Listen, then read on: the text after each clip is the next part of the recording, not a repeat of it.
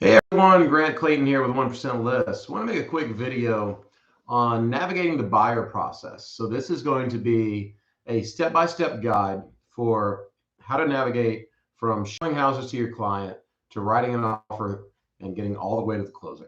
Now, I understand that some people will be watching this video in different states. I'm making this from Louisiana, and everybody's paperwork and everybody's process is going to be a little bit different, but overall, I think this will serve as a great guide and a good starting point for everybody who needs to learn how to navigate this process. So, step one, and this is huge for me, I always strongly encourage all of my clients to use a local lender.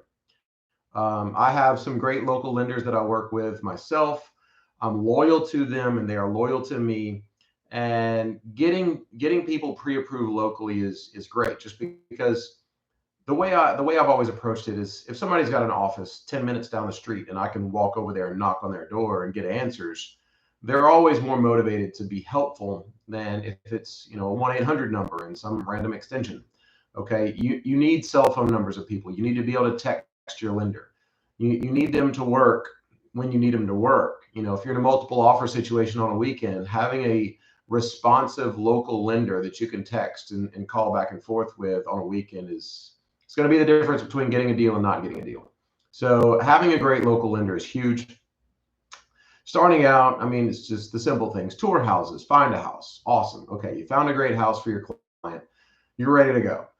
The next thing you need to start working on is crafting an offer. Now, this is one of the things that's kind of an art form of being an agent. Words matter. Pay attention to how you write and say things in an offer. Saying the washer and dryer and refrigerator to remain is a lot different than saying all appliances to remain. All appliances means the hair dryer. It means the mixer. It means the margarita machine. That means, it means the toaster. It probably means the televisions if you really want to get right down to it, and DVD players. So if anybody still has a DVD player, so pay attention to words. The more clear you can be, the better. Okay, and don't assume the other agent on the other side is going to give you a benefit of a doubt for your poor wording. Okay, write things the way you want them to write. Once you write it, go back and read it. If it doesn't make sense to you, it's not going to make sense to them. If you need help, have another agent or have your broker who's your go-to that's been in this situation before. Call them and say, hey, what's a better way to say this? What's a better way to do this? It's a lot easier to do that than to get a contract and have confusion, because confusion is the worst thing you can have in a contract. Other things is know if the property is on a private well or a septic system. Okay, just little things like this. I mean, you will structure a contract differently. You will have different attachments if there's private water or private septic or any of those things that are involved in that property. So, do a little bit of research and know what you need to do, because you're going to want to ask the seller to actually get those things inspected. If you don't get those things inspected, you can't get electricity turned on, and your client's probably not going to appreciate that after they buy the house. So just, take a moment to pay attention to what you're doing and make sure you get all the documents that you need attached to that contract. Otherwise, you're losing time. And if you're losing time or if you're screwing up, that's giving you more opportunities to lose a deal. The next thing is, before you finalize a price, you need to do a CMA, a comparative market analysis on the property, and have that conversation with your buyer. You need to know if it's multiple offers. Know, get a sense for how much time you can give them to respond, knowing full well if you give them a lot of time to respond, they might take that time to go fish out other offers and put you in a multiple offer situation.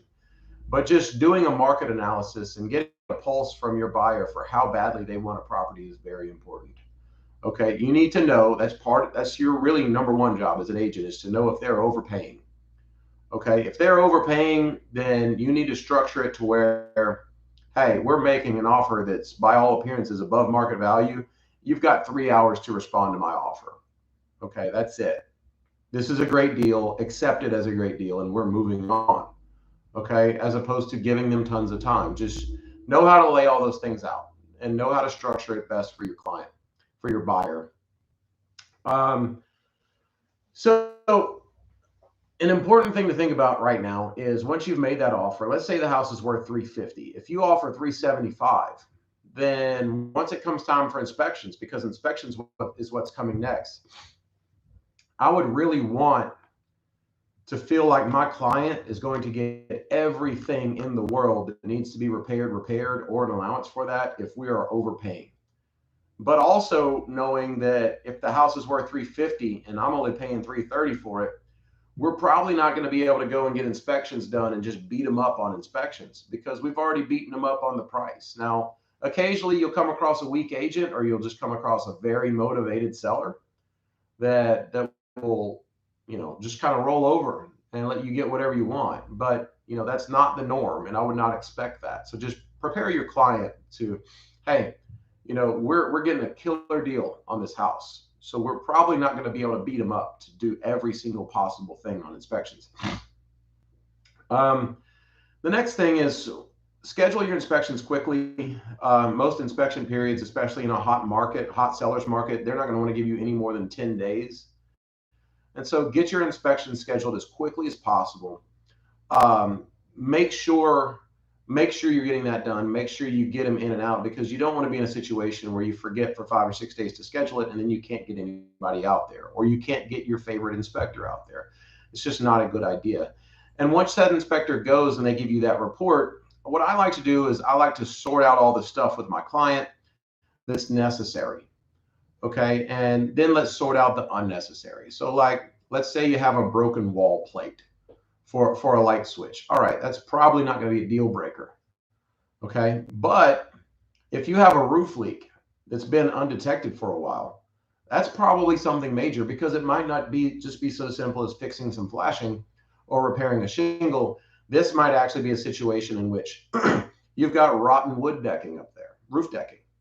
And then what? Now you've got a bigger problem. So sort out the stuff that's your deal breakers, your stuff that has to be looked into, your stuff that has to be fixed, and then separate that from the unnecessary things. Okay. And make sure your big issues get addressed. Okay. Now then, here's where I kind of look at things a little bit outside the box. Generally speaking, I don't like my seller. Like if I'm the buyer, if I'm representing the buyer, I don't necessarily want that seller to be making a lot of repairs. I typically prefer an allowance. And the reason is this. Now, look, every situation is different. If I'm dealing with, a single older person who just can't do anything for themselves, and they don't know anybody, and they don't know how to get somebody out there, okay, we're in a different situation.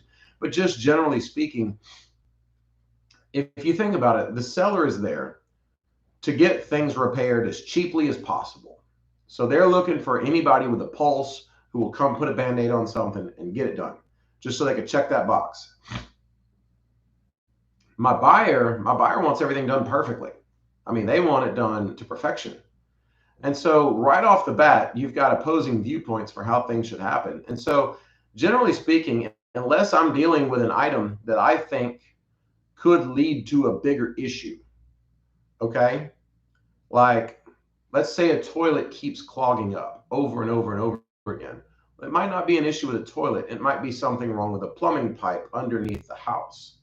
That's something that you want to further investigate. A roof leak, further investigate. Things like that, further investigate. But if it's simple little things, generally I would rather have an allowance, as long as my buyer's okay with it, because it's less likely to blow up in your face. Because if the seller fixes something as cheap as possible, the buyer wants it done to perfection, now you're going to get to your final walkthrough and nobody's going to be happy. And the next thing you know, your deal falls apart. Whereas if you can take a seller who's just trying to get moved and you've got a $50 fix, most people will offer you $100 on a $50 fix, just so they can wipe their hands of it and be done with it. Which means now your seller gets more money than the repair is worth. And now your seller can be responsible for, or now your buyer rather, can get more money than that repair is worth. And now they can be responsible for hiring a person who's loyal to them and who's beholden to them to get something fixed. It's always a better situation. Okay. Now then, once you go through inspections, if you have the seller fix anything, make sure you get paid invoices on everything that's done. That way, whoever did any work, they've been paid. They're not going to file any liens against the property, anything like that. Everything's on the up and up, and everything is taken care of. Once inspections are agreed upon, okay, go ahead and give your lender permission to order that appraisal. Do not let your lender order an appraisal before you get inspections done, because what's going to happen is your client is going to waste $400 on an appraisal for a house with a canceled contract. And they're going to look at you and say, isn't this your job to fix these things and make sure this doesn't happen to me? So that's your process. Get it under contract, order the inspection. Once inspections are agreed upon and signed off on, then you turn the lender loose to order that appraisal, but not until then. Okay.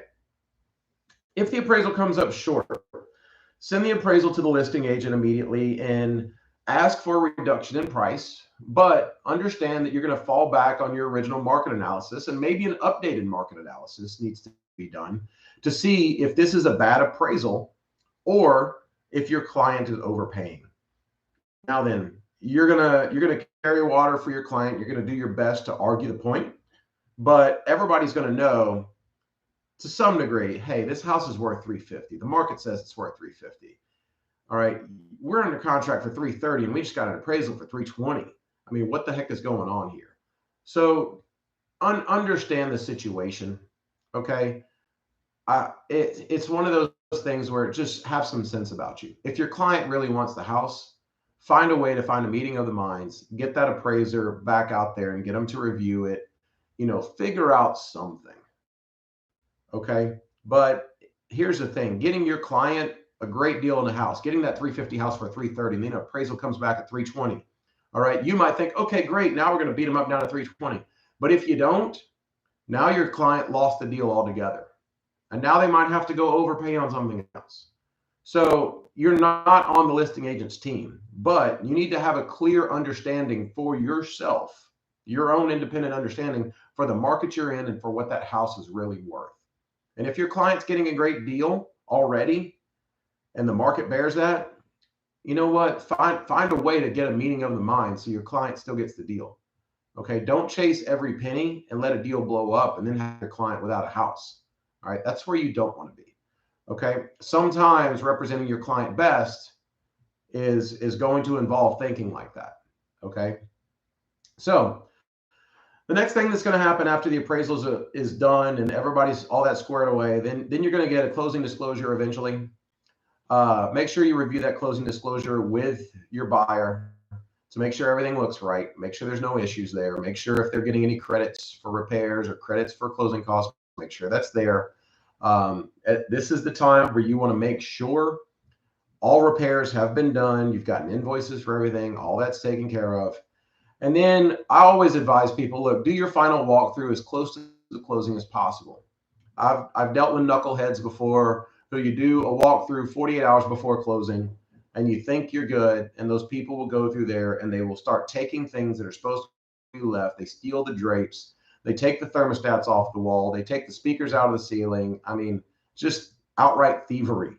Okay. Don't trust people. I don't care how nice they are, because sometimes it's the nicest, sweetest sounding folks that are the ones that cause you problems. So I like to do a final walkthrough when I'm on my way to the closing, if at all possible. Go walk through, make sure the sofa that they agreed to leave is still there. If it's not, take a picture and say, hey, here's the living room. Where's that sofa? And bring it to their attention and just let them know, hey, we're not closing because this stuff is not here. Okay, put the screws to them. If they've sold the sofa, make them pay you for the sofa. Okay, make sure you're representing your client to the best of your ability all the way to the closing table. And the last part is go to the closing. I know COVID's been going on and agents have been, encouraged not to go to closings sometimes, and I get it. And if you think you've been exposed, hey, stay away. But generally speaking, go to closings with your clients. Don't ever skip a closing. If something happens and you just can't be there, if you got a little kid who's sick at home with the flu, an ailing family member, some sort of emergency, okay, fine. But have a go-to. Have your broker or have your friend who's an agent, just reach out to them, have them on standby, introduce them to your client, and make sure they go and represent them on your behalf. Just don't let them walk in there feeling like they're alone. Okay. You'd be shocked at how many agents are great at writing offers. They're great at doing all these things, and they make the client feel like $1 million through the whole process. And then that client walks in and they're closing by themselves. And this is the moment of truth. the culmination of everything. And this is the part where the agent drops the ball. And so, it's hard to go back to somebody and, they've had a closing that you didn't even attend. You didn't let them know you weren't going to attend it. You didn't send anybody there in your place. And you're going to call them and ask them for a referral down the road. I mean, they're going to look at you and say, are you kidding me? You didn't even go to my own closing. You weren't even there. Why should I send you business? Okay. So just have that follow through. Okay. That is the end of the deal. See it through to the end of the deal. It's incredibly important. And that's what they're going to remember you for. So I hope you remember these points. If you got any points that you feel like I missed, feel free to add it in the comments below. But this is pretty much going to lead you, no matter where you are in the country, step-by-step guide from put it under contract, I found a house, all the way to the closing table. You might have a couple of wrinkles in there based off of what state you do business in or what MLS, but generally speaking, I think this will get you through. And I'd love some feedback. If you think that I missed anything, feel free to post it below. And I appreciate you watching. This is Grant Clayton, founder of 1% Lists. Have a great day.